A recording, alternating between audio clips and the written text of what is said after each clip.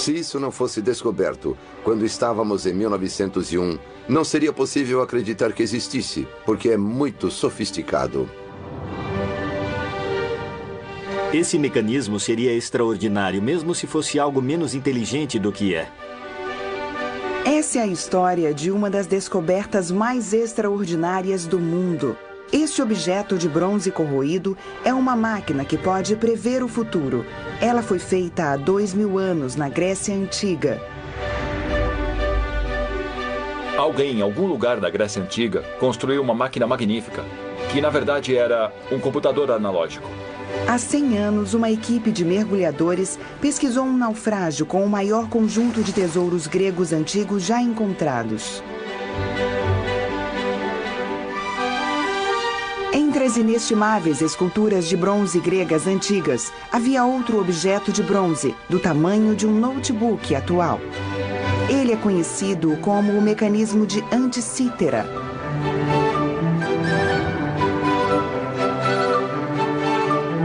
Conforme a equipe de cientistas tenta desvendar os segredos do mecanismo de Anticítera, somos levados a uma jornada que traça a queda de um grande império antigo e a ascensão do outro. Um cientista grego antigo fez uma coisa incrível. Ele achou um jeito de usar as engrenagens de bronze para acompanhar os complexos movimentos da Lua e talvez até dos planetas. Esse mecanismo é obra de um gênio esplêndido. Essa é a história do primeiro computador do mundo. Decodificando o mecanismo de Anticítera. A ilha de Anticítera. Se não tivesse sido por uma tempestade na pedregosa ilha grega de Anticítera há 100 anos, um dos objetos mais complexos e espantosos que já emergiu do mundo antigo jamais seria achado. Outubro de 1900. Após se protegerem da tempestade, uma equipe de mergulhadores decidiu tentar a sorte debaixo d'água.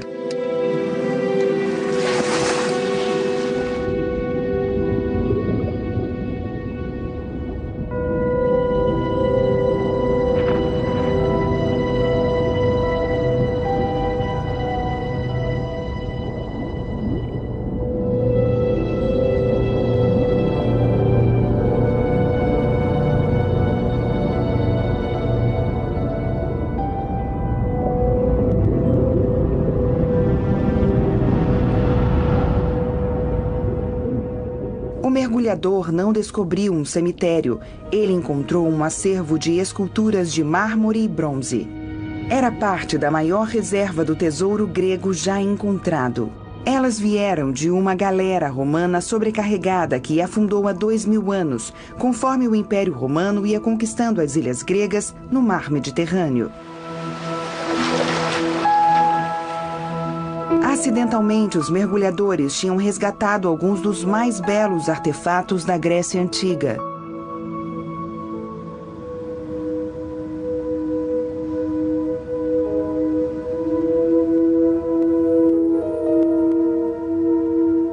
Mas entre as estátuas de mármore e bronze estava talvez o objeto mais importante de todos. O item 15.087 do Museu de Atenas. Ele logo se desfez em vários pedaços de bronze muito corroídos. Então, incrivelmente, os pesquisadores notaram pequenas engrenagens na máquina. Bem depois, o mecanismo de Anticítera, para o espanto dos cientistas, se revelaria como o primeiro computador do mundo, feito há 2000 anos por um gênio grego. Simplesmente é impressionante a qualidade da obra. E então, de repente, dá para ver que existem pequenos caracteres gregos gravados no próprio metal. Eles devem ter levado um choque a primeira vez que viram essas engrenagens. As engrenagens de madeira eram usadas nos moinhos gregos e tudo mais, mas não conheciam nada como essas engrenagens de metal feitas com precisão.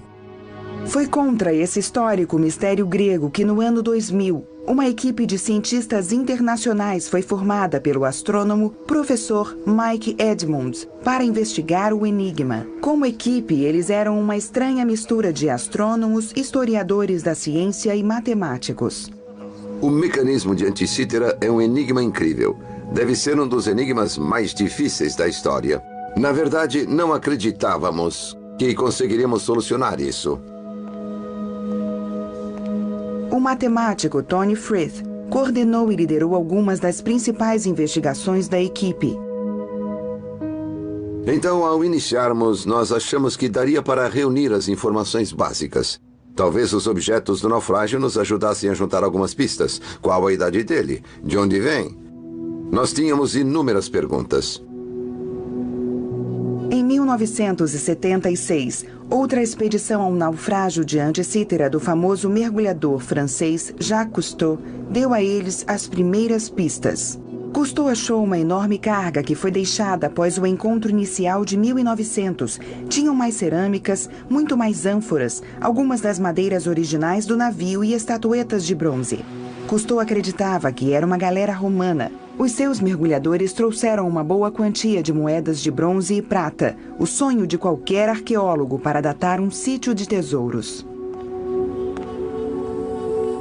Essas são as moedas que vieram da expedição de Jacques Cousteau em 1976? Sim, tem diversas moedas de bronze e prata. 36 moedas de prata, mais algumas de bronze. Algumas são de bronze. Certo, e nessa foi cunhada uma cesta?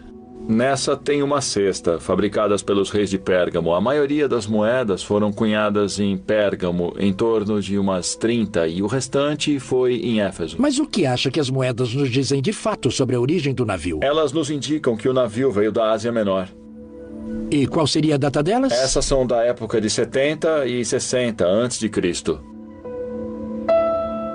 Essas moedas nos deram as primeiras pistas para a provável data e a rota da última viagem do navio. Então, o que esses tesouros gregos e o estranho mecanismo de Anticítera estavam fazendo num navio romano há 2000 anos? Desde a época de Homero, os gregos eram excelentes marinheiros, criando assentamentos e colônias remotas em lugares como Pérgamo, na Ásia Menor e mais ao norte do Mar Negro. Por toda parte em que os gregos iam, deixavam templos gigantes aos deuses que os protegiam. Mas na época que a galera afundou no meio do 1º século a.C., esses assentamentos gregos distantes ficaram vulneráveis a um novo poder hostil no Mediterrâneo: Roma. Conforme olhamos mais de perto a carga de Anticítera, começamos a perceber que esse não era um navio de guerra romano saqueando as colônias gregas, mas algo mais incomum. Era um navio bem grande. Devia ser enorme para aquela época, para o período romano. Talvez uma das maiores embarcações de comércio, sabe? Poucos portos conseguiam receber esse tipo de navio. Então ele deve ser da região de Delos, de Pérgamo e Éfeso e talvez também de Rhodes. Me fale de onde estas ânforas vieram.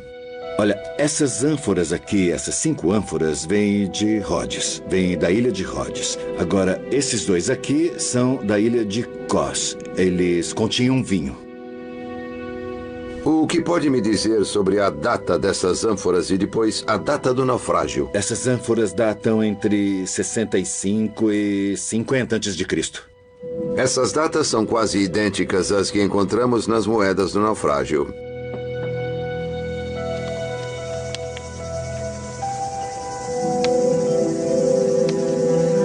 Acreditamos que o navio começou a sua jornada em algum lugar nas colônias gregas da Ásia Menor. Possivelmente Pérgamo ou Éfeso, mas em algum lugar desta costa. O navio teria navegado para cá, deve ter chegado em Kos, depois até Rhodes, onde carregou mais ânforas e depois saiu, muito sobrecarregado, na rota de comércio que volta para Roma, onde encontrou seu destino em uma tempestade na ilha de Anticítera. Ilha de Anticítera.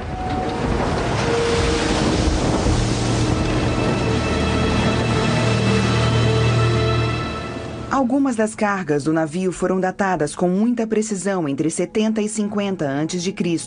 Talvez essa data estivesse próxima da última viagem do navio. Mas o grupo não estava certo se, de fato, o mecanismo de bronze tinha 2000 anos.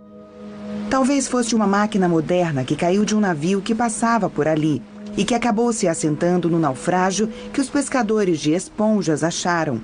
Então a equipe decidiu examinar o trabalho anterior feito na máquina. A equipe foi atraída para o trabalho de Derek Sola Price. Ele era um físico inglês e começou a trabalhar na década de 1950. Primeiro em Cambridge e mais tarde em Yale. Price foi o primeiro a examinar de fato as peças de forma bem detalhista. Fez radiografias, conseguindo ver o interior do mecanismo. De repente, ele notou que havia 27 engrenagens dentro dessa coisa e eram bem complicadas. Número de engrenagens.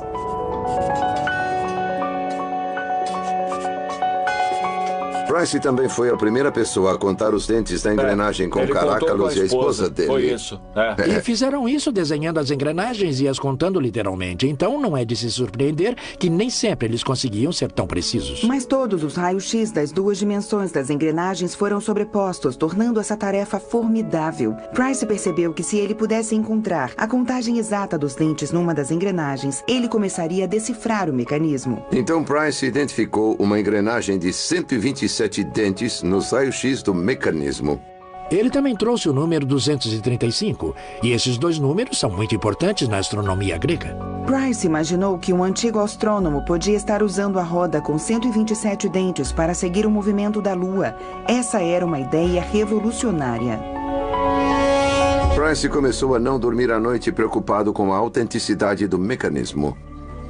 Se os cientistas gregos antigos podiam produzir esses sistemas de engrenagem há 2000 anos, toda a história da tecnologia ocidental teria de ser reescrita.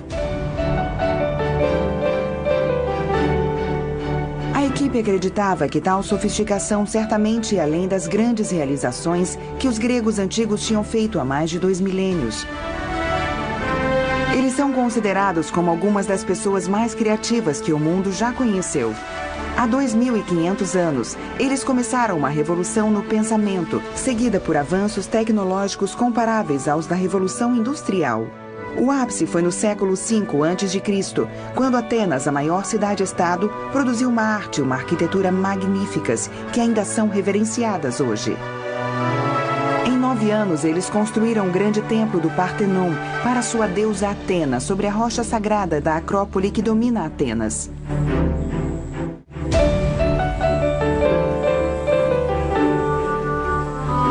As discussões públicas de ideias e a oratória levaram a grandes eventos públicos, como o teatro. Esse imenso teatro em Epidauro podia receber 14.000 espectadores e tinha uma acústica magnífica. Se soltar uma moeda no palco, o som pode ser ouvido na última fileira. Os antigos gregos desenvolveram a astronomia, que era tratada como um ramo da matemática. Eles conseguiram perceber como os corpos celestes se moviam no espaço e calcular suas distâncias, conhecendo a geometria de suas órbitas. Agora, com as misteriosas rodas denteadas, a equipe suspeitou que os antigos astrônomos estivessem tentando criar um mecanismo para os movimentos do Sol, da Lua e dos planetas. Será que eles poderiam usar a astronomia e uma complexa matemática em um dispositivo e programá-lo para seguir o movimento de seu vizinho mais próximo, a Lua? As fases da Lua eram algo de fundamental importância para os gregos antigos no planejamento das cerimônias, como as que foram realizadas no Partenon, nessa rocha acima de mim. O número 235 que Price encontrou era a chave para o mecanismo computar os ciclos da Lua. Os gregos sabiam que, de uma lua nova até a próxima, havia um período de, em média, 29 dias e meio. Mas isso seria um problema para seu calendário se fossem ter um com 12 meses por ano, porque 12 vezes 29,5 dá apenas 354 dias, 11 dias a menos que o ano solar, o ano natural. Então, o ano natural, com suas estações, e o do calendário iam rapidamente perder a sincronia. Mas os gregos também sabiam que 19 anos solares somam quase que exatamente 235 meses lunares. Quer dizer que se você tiver um ciclo de calendário de 19 anos, seu calendário vai ficar perfeitamente alinhado com as estações por um longo prazo. Através de Price, o mecanismo estava começando a mostrar um dos seus segredos. E na parte de trás do mecanismo havia os restos de um disco superior com as 235 divisões de Price, representando o ciclo de 19 anos. Os gregos o chamavam de calendário metônico, porque esses números astronômicos antigos e um discador foram incorporados na máquina. As fases da Lua eram muito úteis para os antigos.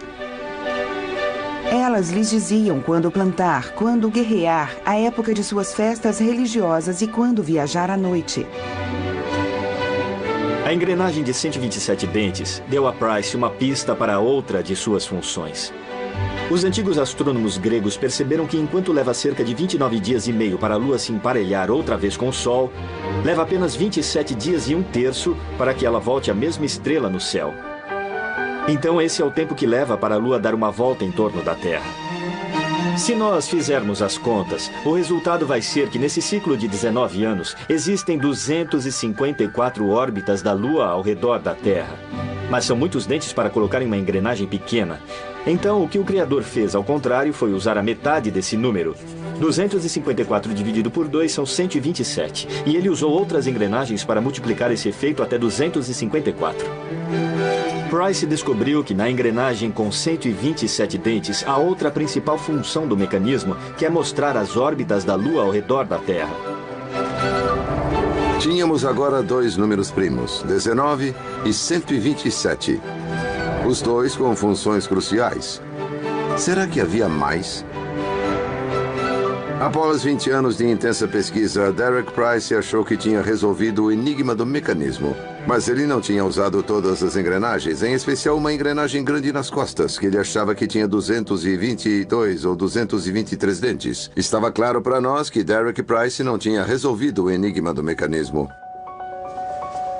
Estávamos desesperados para olhar dentro do mecanismo de Anticítera. Um dia eu estava olhando para uma revista científica e vi uma excelente imagem raio-x de um peixe ornamental. Outra foto que eu vi foi a de um gafanhoto com muitos finos detalhes da estrutura interna. Poderíamos usar essas técnicas para olhar dentro dos fragmentos em 3 dimensões. Tony Frith resolveu tentar. Ele ligou para uma empresa britânica de raio-x, a X-Tech Systems, que agora faz parte do grupo Nikon. Ele conseguiu convencê-los da importância do mecanismo? Bom, no início eu não estava interessado. Meus colegas me disseram que era um aglomerado de bronze antigo calcificado. Então, na verdade, eu decidi ligar para o Dr. Frith e dizer: desculpe, mas não podemos fazer isso porque não temos um sistema poderoso bastante para penetrar na amostra. Mas, depois de 1 hora de conversa, eu me convenci de que era algo que eu tinha de fazer. Roger decidiu construir uma máquina protótipo especial para nós tirarmos o raio-x do mecanismo de Anticítera. Foi uma decisão extraordinária. O diretor financeiro ficou furioso. Ele saiu do nosso encontro declarando que eu estava levando a empresa à falência. O mecanismo de Anticítera é extremamente frágil. Então Roger concordou em levar essa máquina que pesa 8 toneladas até Atenas para estudar os fragmentos.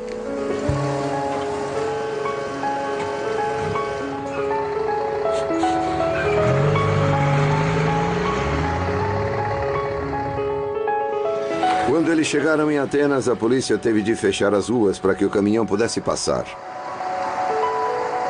Era uma máquina de raio-x basicamente do tamanho de uma perua, mas que pesava 8 toneladas. Com a ajuda de 3 empilhadeiras, conseguimos levar a máquina de raio-x pela entrada do museu até o porão. Ela pode ser descrita como uma máquina de alta tecnologia para quebrar um dos enigmas mais profundos e mais extraordinários que vieram do mundo antigo. Isso é incrível e além do imaginável. O mecanismo de Anticítera em si é extremamente frágil. E como foi trazido para cá há mais de 100 anos, ele nunca saiu deste museu. Temos que empurrar para esse lado. Vamos lá então. Isso. Vai. Então tivemos de trazer a tecnologia até o mecanismo, ao invés de levar o mecanismo até a tecnologia.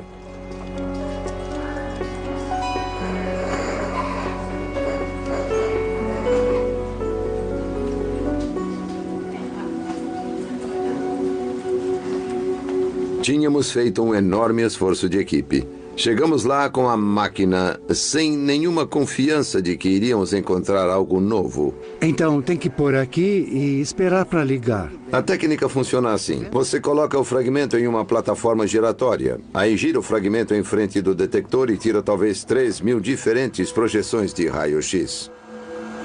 Depois um computador junta tudo isso e aí você tem raio-x tridimensionais.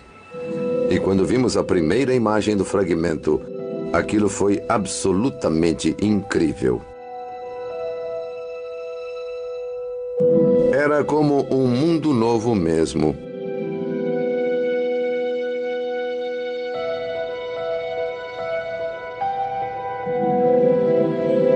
Era quase como entrar em um mundo submarino desconhecido.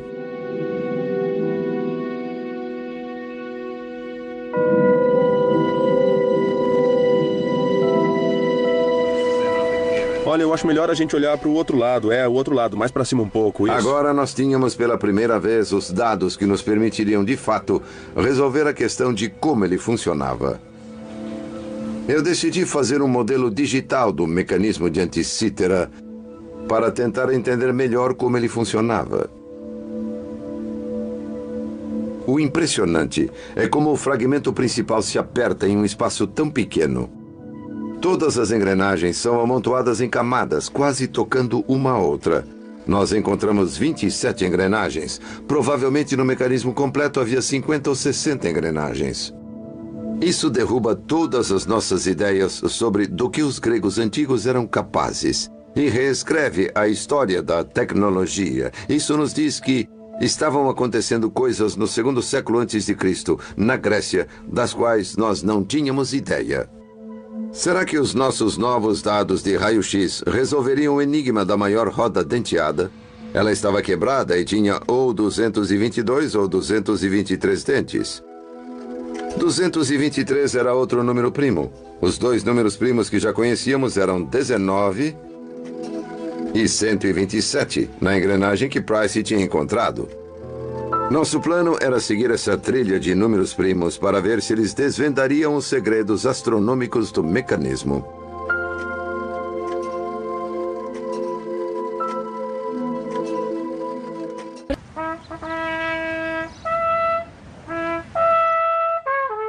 Mas nesse tempo todo, a equipe de investigação internacional tinha um rival. Michael Wright havia trabalhado em Londres no enigma do mecanismo por 25 anos. Lentamente, você faz o metal dar a volta no instrumento até ficar quase simétrico. Então, você poderá colocá-lo lá, onde está justo. Aí você... Michael Wright cria coisas, desde instrumentos musicais até um modelo do mecanismo de anticítera. Ele é um especialista em engenharia no Museu da Ciência em Londres. Pesquisas anteriores mostraram que os fragmentos de bronze com as suas engrenagens já estiveram colocados em uma caixa de madeira que não sobreviveu. Então Wright construiu sua máquina multi-engrenagens em uma caixa que funciona com uma alavanca do lado. O modelo de Michael Wright incluiu uma adição radical comparado ao da equipe internacional. Usando as primeiras ideias de Price, ele construiu um planetário muito complexo e altamente engenhoso na frente de seu mecanismo. É bem evidente que há uma grande parte do mecanismo perdida na frente disso, que é o grande fragmento. Há um padrão de pilares nessa roda. Ela tinha algum tipo de estrutura que girava como um carrossel. E eu acabei imaginando o modelo dos planetas. Este é um modelo do cosmos geocêntrico grego. Pode-se pensar nessa tampa do meio representando a Terra e tudo o que gira em torno dela. A Lua é fácil de se detectar porque é o que se move mais rápido no disco e é o ponteiro da frente. O céu noturno era a televisão dos gregos antigos. Para o que mais se olharia à noite? As pessoas tinham muito mais conhecimento do céu. O calendário era organizado de acordo com a lua. Os cargos oficiais mudavam, as dívidas deviam ser pagas na lua nova. Era necessário ter um calendário que, de alguma maneira, conciliasse o ano controlado pelo sol com os meses controlados pela lua. São números difíceis e eles foram incorporados ao modelo.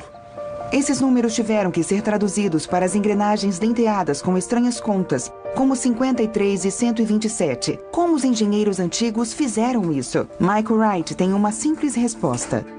Não há nada difícil em qualquer número. 53 não é mais difícil que 54.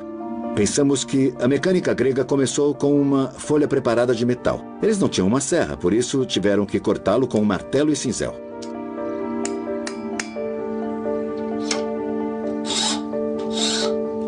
O que eu costumo fazer para quase todo número é dividir a roda em 6. Para começar, vou girando o compasso. Agora. E agora, devo colocar uma fração de 8 e 5 sextos em cada uma dessas 6 divisões. E agora vou lixá-lo com uma lima e fazer os dentes.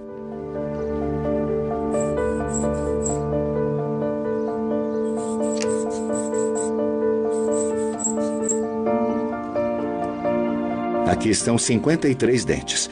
Isso está pronto para entrar no meu mecanismo de anti-cítera.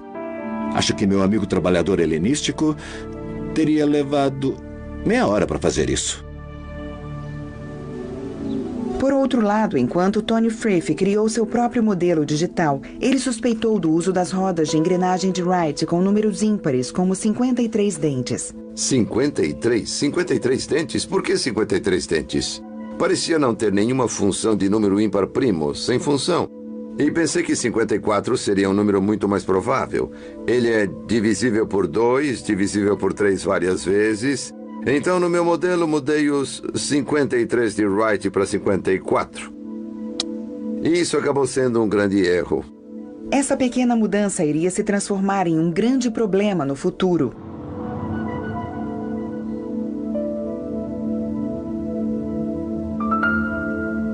Mas havia um problema ainda mais grave.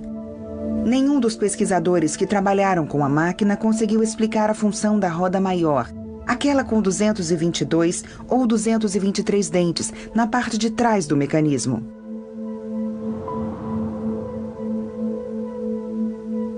Estávamos desesperados para obter mais dados. Sabíamos que as superfícies de muitos fragmentos estavam cobertas de inscrições que eram incrivelmente difíceis de ler.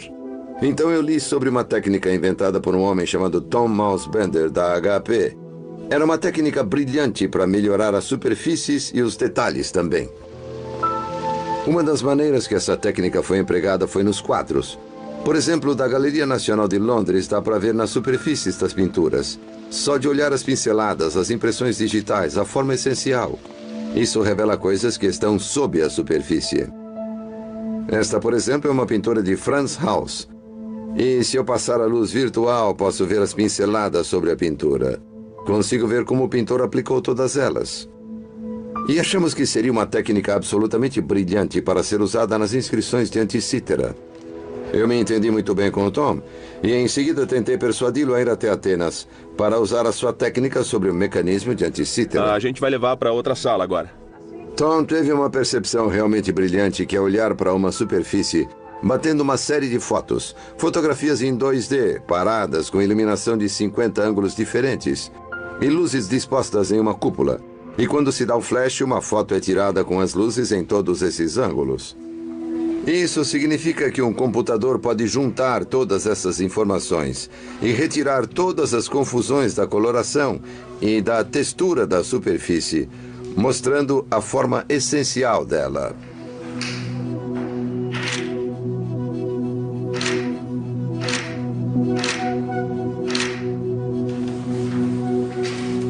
Olha só que Isso é lindo. É realmente uma beleza, não é verdade? Olha só isso, eu não pensei que a gente fosse conseguir. Eu acho isso fantástico. Muito bom. É muito bom mesmo. Que maravilha. Maravilha. Consegue-se de fato olhar detalhadamente uma inscrição, por exemplo, e a clareza da imagem está bem realçada. Olha só, eu consigo ler tudo. Eu também. Olha desse lado aqui agora. Dá pra ver bem detalhado, não é? Mas Eu também muito vejo bem. Os novos dados das inscrições produziram um avanço significativo. Sigma Kappa Gama. É o que está escrito. O que é isso? Quanto que é? 223. 223 está aí? Sim, está. Na linha abaixo. Tem certeza que é 223? Sim, 223. Isso significa que a grande roda denteada na parte de trás do mecanismo tinha mesmo 223 dentes? Se é verdade, qual era a sua função? Então, devido a uma descoberta casual no museu, o mistério começou a ser desvendado. Eu fui até o arquivo das coleções de bronze e comecei a olhar para os lugares onde o anti-cítera estava. Eu encontrei uma bandeja e havia 8 caixas. E então eu estava procurando e vi alguns outros fragmentos pequenos nas caixas. Ao todo temos 82 fragmentos. Um dos novos fragmentos em particular se destacou. Merrill tinha chamado de fragmento F, mas ele também parecia conter parte de uma roda curvada. Medindo somente alguns centímetros, o fragmento F viria a ser a chave para a grande roda e todo o mecanismo. 2 semanas depois, Tony Frith começou a examinar as radiografias 3D tiradas do fragmento F. De repente percebi com muita excitação que o fragmento F formava uma nova escala no disco inferior atrás do mecanismo. Para compreender esse novo disco em espiral com 4 voltas, eu queria contar as divisões de escala em volta dele todo e fazer uma estimativa deles. Então coloquei todos os dados em um programa de computador avançado. E os resultados saíram como de 220 até 225. Assim tive certeza de que devia ser o número mágico 223. Descobrimos a importância do número 223 no Museu Britânico em Londres. 3 séculos antes da Era de Ouro de Atenas, cerca de 700 a.C., astrônomos babilônicos fizeram a descoberta. Durante centenas de anos, eles escreveram milhares de tabletes astronômicos, muitos gravando o enorme significado do número 223. Os babilônios chamavam isso de período de 18 anos. John, me diga o que são todos esses tabletes aqui. Temos uns 3 ou 4 mil tabletes astronômicos, incluindo relatórios enviados ao rei pelos estudiosos, o aconselhando sobre assuntos astronômicos, de como interpretar presságios e o que significavam a realeza. Me conte sobre o período de 18 anos. O período de 18 anos descreve um ciclo de 223 meses usados para prever eclipses. Isso é o que hoje chamaríamos de o ciclo dos Saros. Analisando as observações dos antigos, perceberam que depois de 223 meses, eclipses da mesma espécie, por exemplo, os lunares, se repetiam com aparências bem similares. Diga-me, John, como os reis da Babilônia reagiam a uma previsão de eclipse? Um substituto, geralmente um criminoso ou alguém assim, era oficialmente nomeado ao trono e o verdadeiro rei abdicava oficialmente. Esse é um exemplo de um dos tabletes e, de novo, é uma carta que descreve esse ritual do rei substituto. Ela menciona aqui que o rei substituto subia ao trono e tomava os maus presságios, os sinais para si mesmo. Após a condenação dele por ter feito seu pior, o rei substituto era morto e o verdadeiro rei voltava para o trono, ileso, poupado pelo que aconteceu. Depois que o rei substituto era morto, os presságios eram corrigidos. De fato, é claro. Isso resolveu o mistério da grande engrenagem de trás. Ela deve ter 223 dentes para girar o ponteiro do disco de Saros, de 223 meses. A equipe tinha encontrado algo magnífico. Eles descobriram uma máquina que conseguia olhar para o futuro e podia prever eclipses. O que percebemos foi que os gregos antigos tinham construído uma máquina de prever o futuro. Foi uma ideia extraordinária poder pegar as teorias científicas da época e mecanizá-las para ver quais seriam seus resultados muitas décadas à frente. Foi essencialmente a primeira vez que a raça humana criou um computador. As engrenagens do mecanismo programavam o computador, mas onde os resultados obtidos eram exibidos? As pistas estavam no fragmento F. Quando se olha para os raios-x de fragmento F, não tem muita coisa lá. Então as escalas emergem conforme penetramos nas camadas. E não são só escalas. Dá para ver esses blocos de caracteres que dividem as escalas aqui. Para mim parecem um pouco como hieróglifos egípcios, então os chamei de glifos. Os glifos devem ser as previsões de eclipses. Logo percebi que a primeira letra aqui é um sigma. Sigma, que é a letra grega S, significando Selene, a deusa da lua. Isso deve indicar um eclipse lunar. Depois eu percebi a letra Eta, H no alfabeto grego, que deve significar Hélios, o Sol. Então, isso deve indicar um eclipse solar. O difícil foi tentar decodificar o próximo símbolo com uma aparência de âncora. E isso me tomou muito tempo. Por acaso, num livro de horóscopos gregos, entre um monte de símbolos, eu encontrei este símbolo no documento. Era a abreviação para a palavra hora, significando a própria hora. Então, o que isso nos diz é que esse mecanismo não previa somente os eclipses, mas ele previa também o horário deles. Conforme o ponteiro segue pela escala, aqui há um eclipse lunar. Aqui, então, é um eclipse solar neste mês, seguido por um eclipse lunar. Nosso grupo de pesquisa apostou nossos recursos para uma discussão na internet. E Yanis Bitsakis, em Atenas, encontrou a frase "a cor é negra" nas inscrições do eclipse. Alexander Jones, em Toronto, achou isso emocionante e então ele descobriu a frase "a cor é vermelho fogo". A cor é vermelho fogo. A cor é negra. Nós fomos descobrindo uma máquina muito sofisticada, que não só previa eclipses com décadas de antecedência com a hora do dia ou da noite em que ocorreriam, mas também a direção que a sombra ia cruzar. E qual seria a cor do Sol ou da Lua no eclipse? Estamos vendo um eclipse total da Lua em Atenas. Para os antigos astrônomos, os eclipses tinham um significado especial. Mas para a maioria dos gregos, podiam ter um significado muito mais grave e ameaçador. Em 413 a.C., um eclipse lunar levou a um desastre marítimo fatal para a frota ateniense em Siracusa. Atenas estava envolvida em uma longa guerra contra Corinto e sua colônia de Siracusa, na Sicília. Mais de 130 triremes atenienses e 130 navios de transporte estavam bloqueando o porto de Siracusa. E na noite de 27 de agosto, 413 a.C., houve um eclipse lunar total. Nícias, o almirante ateniense supersticioso da frota, consultou um adivinho a bordo, que disse que o eclipse vermelho da lua era um mau presságio. A frota não deveria permanecer no mar por 3 vezes 9 dias. Na batalha que se seguiu, Nícias perdeu metade de seus navios por flechas disparadas da costa. O computador previa eclipses através do discador de Saros na parte inferior de trás do mecanismo. Ele dependia de engrenagens que seguiam os ciclos de repetição da Lua. Mas havia um novo enigma. A equipe sabia que a Lua se move ao redor da Terra em um movimento elíptico.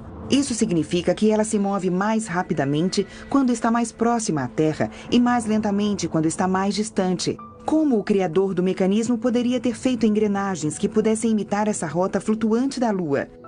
Michael Wright fez uma observação brilhante de seus raios-x. Ele descobriu que uma das engrenagens na parte de trás do mecanismo, montada sobre a engrenagem grande de 223 dentes, tinha um pino.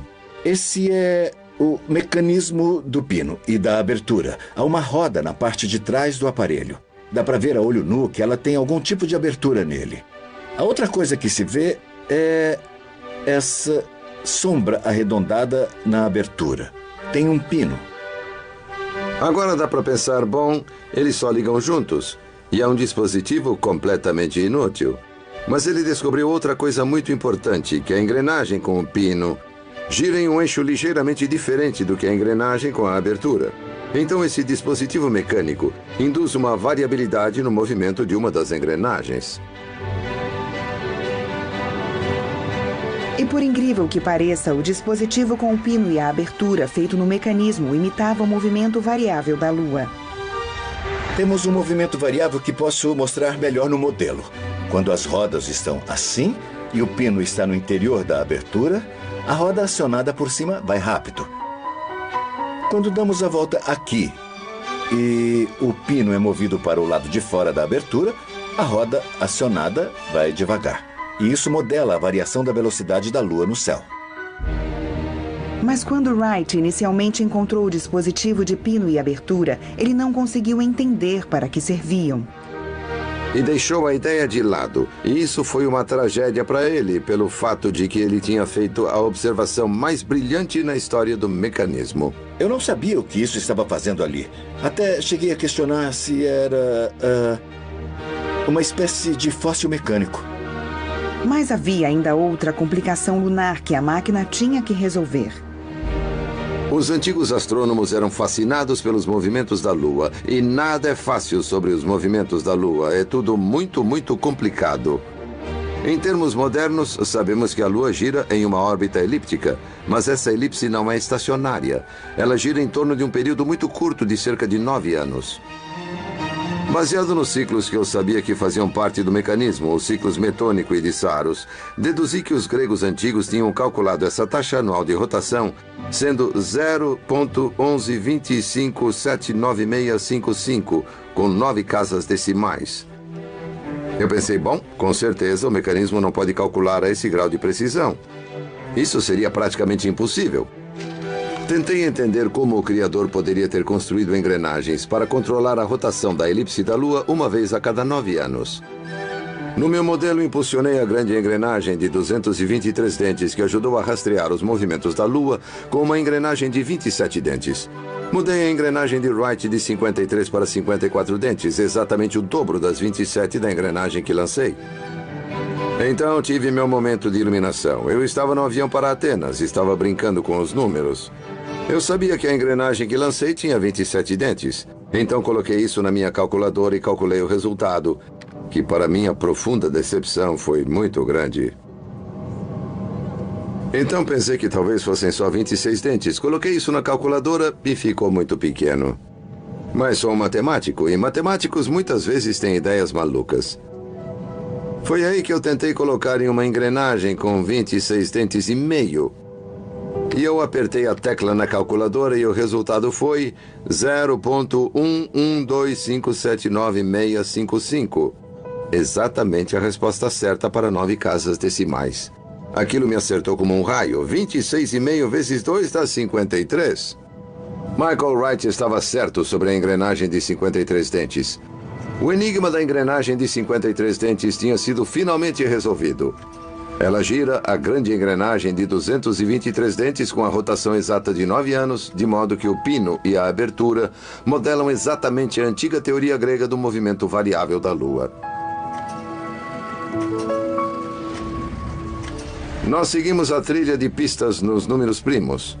Os números 19, 127, 223 e finalmente 53. Para entender como o mecanismo funcionava. E foi simplesmente um momento incrível quando tudo veio junto. Sabíamos agora quais eram todos os números na contagem dos dentes, o que tinha sido um completo mistério não compreendido antes. E foi simplesmente maravilhoso. Entretanto, a próxima missão da equipe foi igualmente formidável. Quem inventou essa máquina extraordinária há 2000 anos? Essa investigação iria trazer muito mais surpresas. Nós achávamos que a resposta à pergunta quem inventou o mecanismo poderia estar nele mesmo. Tony Frith, em Londres, e Alexander Jones, do outro lado do Atlântico, estavam decifrando os nomes dos meses gregos na espiral do metônico superior de trás, quando a descoberta aconteceu. Cada cidade-estado grega tinha o seu próprio calendário diferenciado. 4 dos nomes dos meses se destacaram como sendo muito raros. Havia um chamado Lanatrópios, outro chamado Dodecátios, um terceiro chamado Psidreus e um quarto chamado Foinicaios, que era o primeiro mês do calendário. Percebi que esses 4 meses pertenciam ao calendário da antiga Corinto. Então, ou eles tinham que vir da própria Corinto, ou de uma das colônias que Corinto havia fundado, por exemplo, Siracusa, no mar, na Sicília. No século 3 e 4 a.C., Siracusa era a segunda maior cidade-estado em todo o mundo grego. Fundada séculos antes por imigrantes pobres de Corinto, no continente grego, ela havia prosperado notavelmente. Significativamente, Siracusa foi o lar dos mais brilhantes de todos os matemáticos e engenheiros gregos, Arquimedes. Como astrônomo, Arquimedes determinou a distância até a Lua. Como matemático, ele mostrou como calcular o volume de uma esfera e também o número fundamental π. Acreditamos que somente um matemático da categoria de Arquimedes poderia ter projetado o mecanismo de Anticítera. Sendo um inventor brilhante, ele projetou dispositivos em forma de parafuso para bombear água e projetou máquinas com ganchos e garras que poderiam tirar os navios inimigos da água. Arquimedes viveu em Siracusa no século 3 a.C. Naquela época, Roma estava desafiando o poder das cidades gregas do sul da Itália. Se a rica Siracusa pudesse ser tomada, toda a Sicília ficaria sob o controle romano. Lideradas pelo general romano Marcus Claudius Marcellus, legiões romanas sitiaram Siracusa em 214 a.C. Acredita-se que Arquimedes projetou guindastes para retirar os navios romanos da água. Então, após 2 anos de cerco, por esperteza, os soldados romanos entraram na cidade. O general Marcellus deu ordens para que a cidade fosse saqueada, mas que a vida de Arquimedes fosse poupada. Mas, de acordo com o historiador Plutarco, um soldado romano chegou num velho homem desenhando círculos na poeira. Quando ele se recusou a obedecer a uma ordem, o legionário atravessou Arquimedes com sua espada.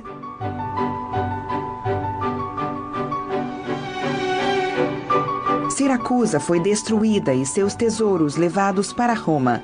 Somente 2 objetos valiosos foram pessoalmente levados pelo general Marcellus. Ele afirma que eram máquinas que pertenciam a Arquimedes. Essas, a equipe acredita, podiam ser as primeiras versões do mecanismo de Anticítera. 150 anos depois, em Roma, o cônsul e formidável orador Cícero escreve que viu uma das máquinas de Arquimedes na casa de Marcus Marcellus, neto do vitorioso general Marcellus. Cícero escreve: Arquimedes descobriu uma forma de representar com precisão através de um único dispositivo os vários e divergentes movimentos dos 5 planetas com suas diferentes taxas de velocidade. Então, o mesmo eclipse do Sol ocorre no aparelho como ele acontece de fato. Seriam os planetas giratórios que Cícero mencionou há 2000 anos, as pistas finais para a construção do mecanismo? Poderia o complexo planetário de Michael Wright na parte da frente do mecanismo ser simplificado para combinar com o projeto genial do original? Eu acho isso fantástico. Absolutamente incrível. Vou começar passando algumas belas fotos e depois vou explicar por que as passei.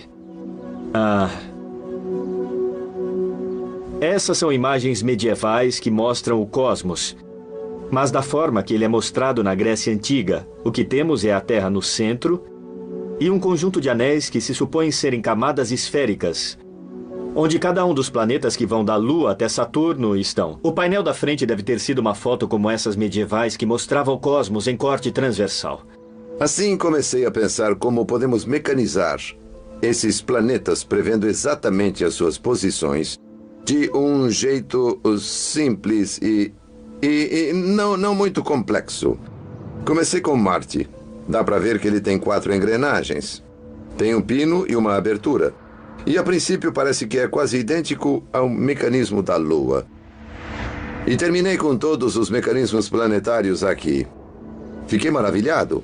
Todos se encaixam para criar o cosmos no mecanismo de Anticítera. Assim como no modelo planetário de Michael Wright, mas muito mais simples. Isso coincide exatamente com a foto do cosmos de Alexander. Eu adoraria levar o crédito por descobrir essas coisas, mas acho que estaria redescobrindo o que os gregos antigos fizeram. Mas tudo isso deixa uma grande questão não respondida. O que aconteceu com a tecnologia brilhante grega que produziu o primeiro computador do mundo? Por que ela nunca se desenvolveu? Por que foi perdida do mundo ocidental? Conforme o primeiro mundo grego caiu seguido pelo colapso do Império Romano, os historiadores acreditam que os textos científicos gregos foram passados para o Oriente. Até o 4º século depois de Cristo, as informações sobre o mecanismo talvez tivessem ido primeiro para o mundo bizantino e depois para os estudiosos árabes. Michael Wright tem uma pista que sugere que uma parte da tecnologia grega do mecanismo teria se tornado disponível para a ciência islâmica. Em 1983, um homem entrou no museu. Ele era um colecionador de astrolábios e ele comprou isso de um negociante, achamos que no Líbano. Acreditamos que podemos datar esse aparelho para cerca de 520 d.C. Isso o torna o segundo aparelho engrenado mais antigo que conhecemos depois do mecanismo de Anticítera. As engrenagens na parte de trás se ligam a essa roda que mostra a fase da Lua. Isso é Lua Nova. Agora, 4º minguante. Então é provável que o conhecimento de engrenagens dos gregos antigos foi mantido vivo no mundo bizantino, depois pelos árabes. Ele foi reintroduzido na Europa no século XIII, quando os mouros árabes entraram na Espanha. Então, durante o Renascimento, no século XIV, os trens de engrenagem altamente sofisticados de repente apareceram em relógios em toda a Europa Central. Todos eles usaram as engrenagens complexas encontradas no mecanismo de Anticítera. Os mecanismos originais da oficina de Arquimedes podem ter sido muito maiores, mas conforme os engenheiros gregos ficaram mais confiantes, através de várias gerações, eles puderam minimizar a sua tecnologia até deixá-la do tamanho de uma caixa. E essa caixa era quase que certamente o objeto mais precioso no tesouro do navio de Anticítera. O mecanismo de Anticítera era pequeno, leve e portátil. Eles conseguiram enfiar quase todo o seu conhecimento de astronomia nesse pequeno aparelho engrenado. Era a teoria do quase tudo em uma caixa, muito parecido com o notebook moderno de hoje. Acreditamos que aqui está a máquina complexa e completa. Em sua parte de trás, os cientistas gregos de 2000 anos criaram um mecanismo de computador que exibia um calendário que seguia a Lua e que previa os eclipses. Enquanto na frente, eles reproduziram o universo tal como o entendiam, com os 5 planetas, o Sol e a Lua executando as etapas complicadas de sua dança no espaço. Isso é a geniosidade grega no seu auge. O grande e divino cosmos, representado através do mecanismo por cientistas que queriam mostrar que não havia desafio matemático fora do seu alcance. Sabemos que essa sociedade foi o berço da arquitetura, da arte e da cultura que formam a base do nosso mundo moderno. Agora também sabemos que foi o berço da tecnologia avançada. Mas se não fosse por 2 tempestades no Mediterrâneo, nunca teríamos conhecido essa maravilha mecânica. A primeira tempestade, em torno de 70 a.C., afundou um navio de comércio romano sobrecarregado, levando o precioso mecanismo.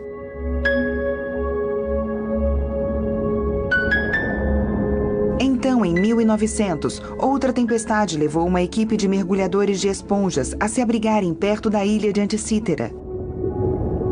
Sem esses 2 eventos, a descoberta científica mais importante a emergir da Grécia Antiga poderia estar perdida para sempre.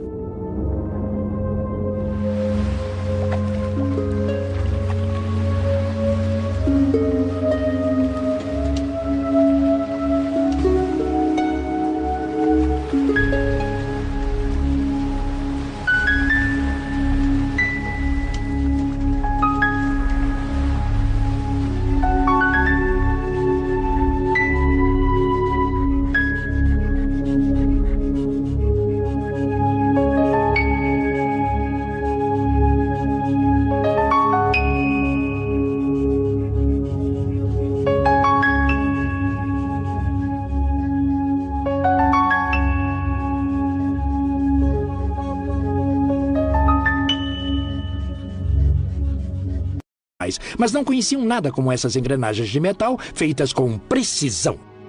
Foi contra esse histórico mistério grego que, no ano 2000, uma equipe de cientistas internacionais foi formada pelo astrônomo professor Mike Edmonds para investigar o enigma. Como equipe, eles eram uma estranha mistura de astrônomos, historiadores da ciência e matemáticos. O mecanismo de Anticítera é um enigma incrível. Deve ser um dos enigmas mais difíceis da história. Na verdade, não acreditávamos que conseguiríamos solucionar isso. O matemático Tony Frith coordenou e liderou algumas das principais investigações da equipe. Então, ao iniciarmos, nós achamos que daria para reunir as informações básicas. Talvez os objetos do naufrágio nos ajudassem a juntar algumas pistas. Qual a idade dele? De onde vem? Nós tínhamos inúmeras perguntas. Em 1976, outra expedição ao naufrágio de Anticítera do famoso mergulhador francês Jacques Cousteau deu a eles as primeiras pistas. Cousteau achou uma enorme carga que foi deixada após o encontro inicial de 1900. Tinham mais cerâmicas, muito mais ânforas, algumas das madeiras originais do navio e estatuetas de bronze. Cousteau acreditava que era uma galera romana. Os seus mergulhadores trouxeram uma boa quantia de moedas de bronze e prata, o sonho de qualquer arqueólogo para datar um sítio de tesouros. Essas são as moedas que vieram da expedição de Jacques Cousteau em 1976? Sim, tem diversas moedas de bronze e prata. 36 moedas de prata, mais algumas de bronze. Algumas são de bronze. Certo, e nessa foi cunhada uma cesta? Nessa tem uma cesta, fabricadas pelos reis de Pérgamo. A maioria das moedas foram cunhadas em Pérgamo, em torno de umas 30, e o restante foi em Éfeso. Mas o que acha que as moedas nos dizem de fato sobre a origem do navio? Elas nos indicam que o navio veio da Ásia Menor. E qual seria a data delas? Essas são da época de 70 e 60 a.C. Essas moedas nos deram as primeiras pistas para a provável data e a rota da última viagem do navio. Então, o que esses tesouros gregos e o estranho mecanismo de Anticítera estavam fazendo num navio romano há 2000 anos? Desde a época de Homero, os gregos eram excelentes marinheiros, criando assentamentos e colônias remotas em lugares como Pérgamo, na Ásia Menor e mais ao norte do Mar Negro. Por toda parte em que os gregos iam, deixavam templos gigantes aos deuses que os protegiam. Mas na época que a galera afundou no meio do 1º século a.C., esses assentamentos gregos distantes ficaram vulneráveis a um novo poder hostil no Mediterrâneo: Roma.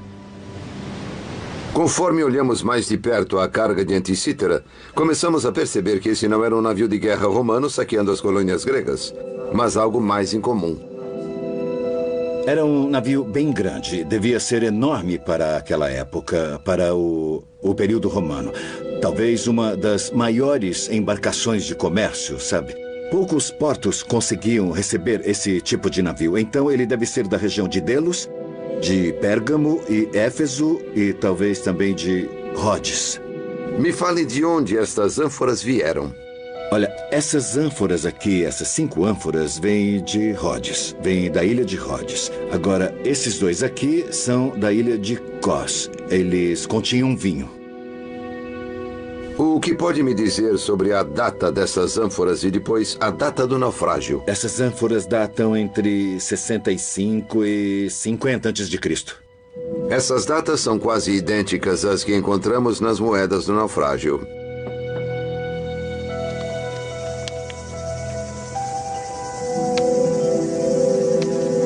Então acreditamos que o navio começou a sua jornada em algum lugar nas colônias gregas da Ásia Menor. Possivelmente Pérgamo ou Éfeso, mas em algum lugar desta costa. O navio teria navegado para cá, deve ter chegado em Kos, depois até Rhodes, onde carregou mais ânforas e depois saiu, muito sobrecarregado, na rota de comércio que volta para Roma, onde encontrou seu destino. Com a ajuda de 3 empilhadeiras, conseguimos levar a máquina de raio-x pela entrada do museu até o porão. Ela pode ser descrita como uma máquina de alta tecnologia para quebrar um dos enigmas mais profundos e mais extraordinários que vieram do mundo antigo. Isso é incrível e além do imaginável. O mecanismo de Anticítera em si é extremamente frágil. E como foi trazido para cá há mais de 100 anos, ele nunca saiu deste museu. Temos que empurrar para esse lado. Vamos lá então. Isso. Vai. Então tivemos de trazer a tecnologia até o mecanismo, ao invés de levar o mecanismo até a tecnologia.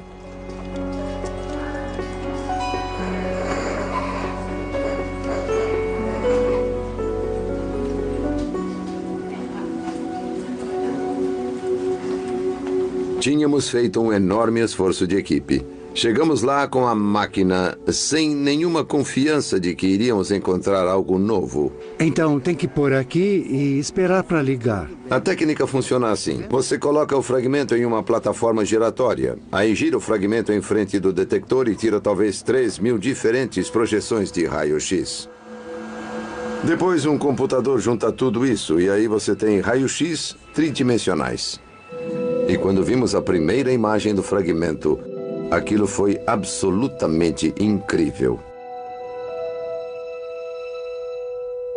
Era como um mundo novo mesmo.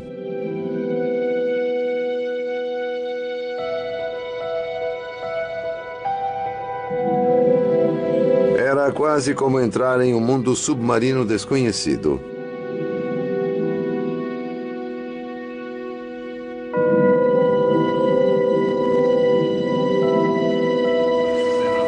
Olha, eu acho melhor a gente olhar para o outro lado. O outro lado, mais para cima um pouco. Isso. Agora nós tínhamos pela primeira vez os dados que nos permitiriam, de fato, resolver a questão de como ele funcionava.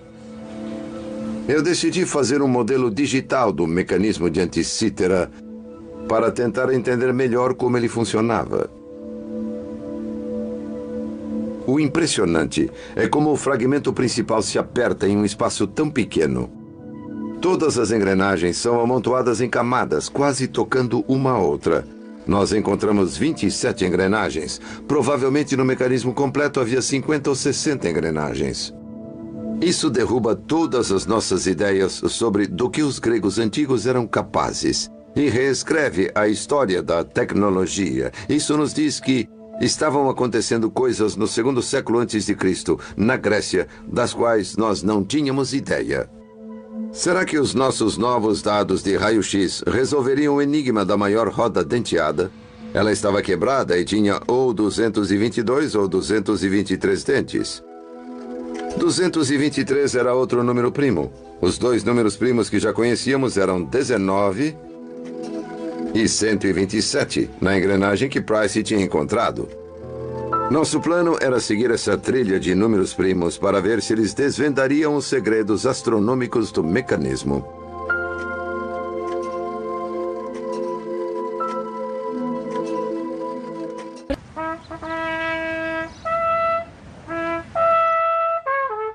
Mas nesse tempo todo, a equipe de investigação internacional tinha um rival.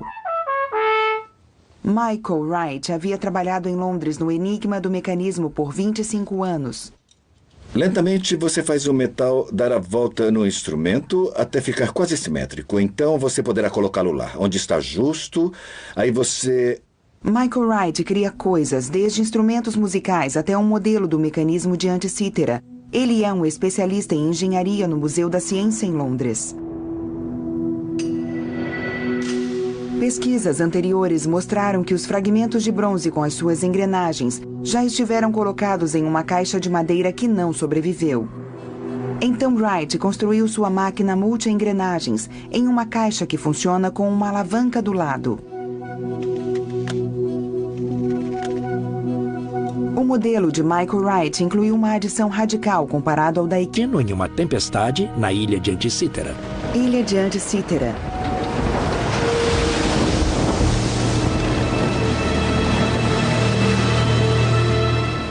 Algumas das cargas do navio foram datadas com muita precisão entre 70 e 50 a.C. Talvez essa data estivesse próxima da última viagem do navio. Mas o grupo não estava certo se, de fato, o mecanismo de bronze tinha 2.000 anos. Talvez fosse uma máquina moderna que caiu de um navio que passava por ali e que acabou se assentando no naufrágio que os pescadores de esponjas acharam. Então a equipe decidiu examinar o trabalho anterior feito na máquina. A equipe foi atraída para o trabalho de Derek Sola Price. Ele era um físico inglês e começou a trabalhar na década de 1950. Primeiro em Cambridge e mais tarde em Yale. Price foi o primeiro a examinar de fato as peças de forma bem detalhista. Fez radiografias conseguindo ver o interior do mecanismo. De repente ele notou que havia 27 engrenagens dentro dessa coisa e eram bem complicadas. Número de engrenagens.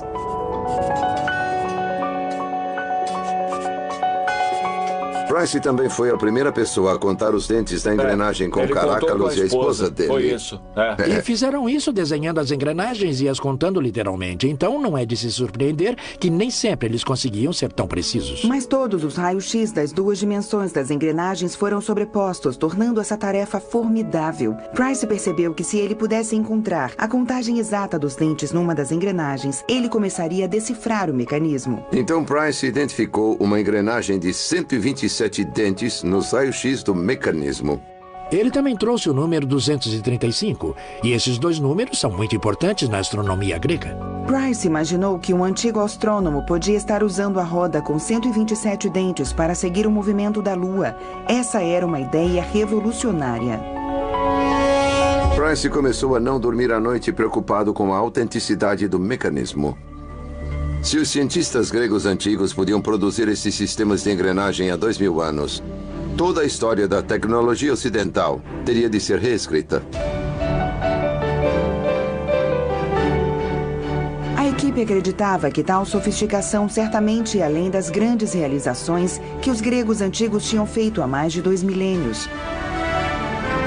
Eles são considerados como algumas das pessoas mais criativas que o mundo já conheceu. Há 2.500 anos, eles começaram uma revolução no pensamento, seguida por avanços tecnológicos comparáveis aos da Revolução Industrial. O ápice foi no século V a.C., quando Atenas, a maior cidade-estado, produziu uma arte e uma arquitetura magníficas, que ainda são reverenciadas hoje.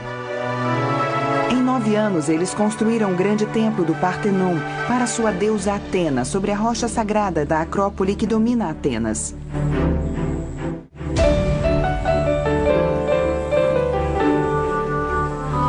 As discussões públicas de ideias e a oratória levaram a grandes eventos públicos, como o teatro. Esse imenso teatro em Epidauro podia receber 14.000 espectadores e tinha uma acústica magnífica. Se soltar uma moeda no palco, o som pode ser ouvido na última fileira. Os antigos gregos desenvolveram a astronomia, que era tratada como um ramo da matemática.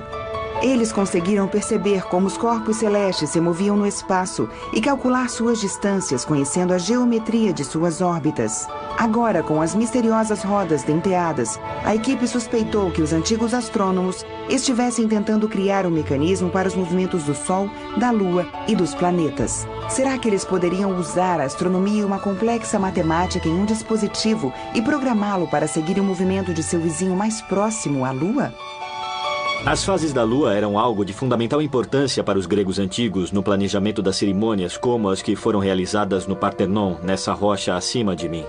O número 235 que Price encontrou era a chave para o mecanismo computar os ciclos da Lua. Os gregos sabiam que de uma lua nova até a próxima havia um período de, em média, 29 dias e meio. Mas isso seria um problema para seu calendário se fossem ter um com 12 meses por ano, porque 12 vezes 29,5 dá apenas 354 dias, 11 dias a menos que o ano solar, o ano natural. Então, o ano natural, com suas estações, e o do calendário iam rapidamente perder a sincronia. Mas os gregos também sabiam que 19 anos solares somam quase que exatamente 235 meses lunares. Quer dizer que se você tiver um ciclo de calendário de 19 anos, seu calendário vai ficar perfeitamente alinhado com as estações por um longo prazo. Através de Price, o mecanismo estava começando a mostrar um dos seus segredos. E na parte de trás do mecanismo havia os restos de um disco superior com as 235 divisões de Price, representando o ciclo de 19 anos. Os gregos o chamavam de calendário metônico, porque esses números astronômicos antigos e um discador foram incorporados na máquina. As fases da Lua eram muito úteis para os antigos. Elas lhes diziam quando plantar, quando guerrear, a época de suas festas religiosas e quando viajar à noite. A engrenagem de 127 dentes deu a Price uma pista para outra de suas funções. Os antigos astrônomos gregos perceberam que enquanto leva cerca de 29 dias e meio para a Lua se emparelhar outra vez com o Sol, leva apenas 27 dias e 1/3 para que ela volte à mesma estrela no céu. Então esse é o tempo que leva para a Lua dar uma volta em torno da Terra. Se nós fizermos as contas, o resultado vai ser que nesse ciclo de 19 anos existem 254 órbitas da Lua ao redor da Terra. Mas são muitos dentes para colocar em uma engrenagem pequena. Então, o que o Criador fez, ao contrário, foi usar a metade desse número. 254 dividido por 2 são 127. E ele usou outras engrenagens para multiplicar esse efeito até 254. Price descobriu que na engrenagem com 127 dentes há outra principal função do mecanismo, que é mostrar as órbitas da Lua ao redor da Terra. Tínhamos agora 2 números primos, 19 e 127. Os dois com funções cruciais. Será que havia mais? Após 20 anos de intensa pesquisa, Derek Price achou que tinha resolvido o enigma do mecanismo. Mas ele não tinha usado todas as engrenagens, em especial uma engrenagem grande nas costas, que ele achava que tinha 222 ou 223 dentes. Estava claro para nós que Derek Price não tinha resolvido o enigma do mecanismo. Estávamos desesperados para olhar dentro do mecanismo de anticítera. Um dia eu estava olhando para uma revista científica e vi uma excelente imagem em raio-x de um peixe ornamental. Outra foto que eu vi foi a de um gafanhoto com muitos finos detalhes da estrutura interna. Poderíamos usar essas técnicas para olhar dentro dos fragmentos em 3 dimensões. Tony Frith resolveu tentar. Ele ligou para uma empresa britânica de raio-x, a X-Tech Systems, que agora faz parte do grupo Nikon. Ele conseguiu convencê-los da importância do mecanismo? Bom, no início eu não estava interessado. Meus colegas me disseram que era um aglomerado de bronze antigo calcificado. Então, na verdade, eu decidi ligar para o Dr. Frith e dizer: desculpe, mas não podemos fazer isso porque não temos um sistema poderoso bastante para penetrar na amostra. Mas, depois de 1 hora de conversa, eu me convenci de que era algo que eu tinha de fazer. Roger decidiu construir uma máquina protótipo especial para nós tirarmos o raio-x do mecanismo de anticítera. Foi uma decisão extraordinária. O diretor financeiro ficou furioso. Ele saiu do nosso encontro declarando que eu estava levando a empresa à falência. O mecanismo de anticítera é extremamente frágil. Então Roger concordou em levar essa máquina que pesa 8 toneladas até Atenas para estudar os fragmentos.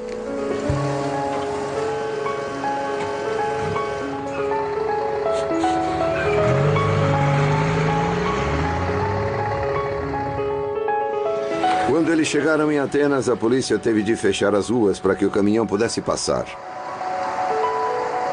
Era uma máquina de raio-x basicamente do tamanho de uma perua, mas que pesava 8 toneladas.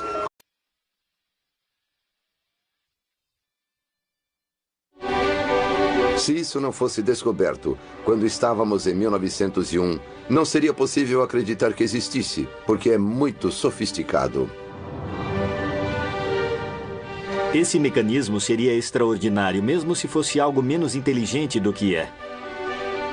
Essa é a história de uma das descobertas mais extraordinárias do mundo.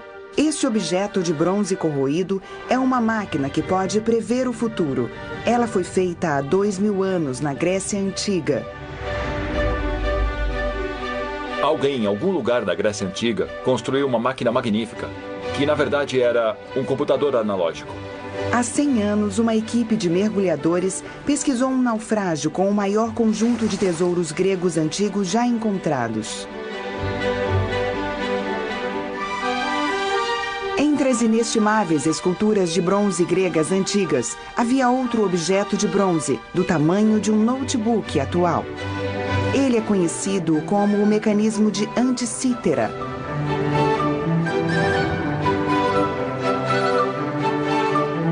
Conforme a equipe de cientistas tenta desvendar os segredos do mecanismo de anticítera, somos levados a uma jornada que traça a queda de um grande império antigo e a ascensão do outro. Um cientista grego antigo fez uma coisa incrível. Ele achou um jeito de usar as engrenagens de bronze para acompanhar os complexos movimentos da Lua e talvez até dos planetas. Esse mecanismo é obra de um gênio esplêndido. Essa é a história do primeiro computador do mundo. Decodificando o mecanismo de anticítera. A ilha de Anticítera. Se não tivesse sido por uma tempestade na pedregosa ilha grega de Anticítera há 100 anos, um dos objetos mais complexos e espantosos que já emergiu do mundo antigo jamais seria achado. Outubro de 1900. Após se protegerem da tempestade, uma equipe de mergulhadores decidiu tentar a sorte debaixo d'água.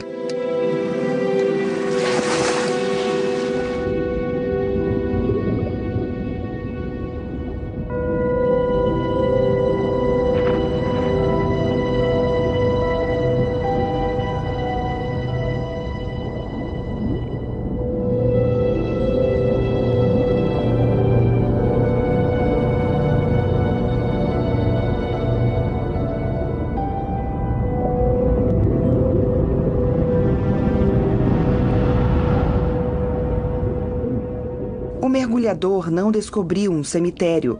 Ele encontrou um acervo de esculturas de mármore e bronze. Era parte da maior reserva do tesouro grego já encontrado. Elas vieram de uma galera romana sobrecarregada que afundou há 2000 anos, conforme o Império Romano ia conquistando as ilhas gregas no mar Mediterrâneo. Acidentalmente, os mergulhadores tinham resgatado alguns dos mais belos artefatos da Grécia Antiga.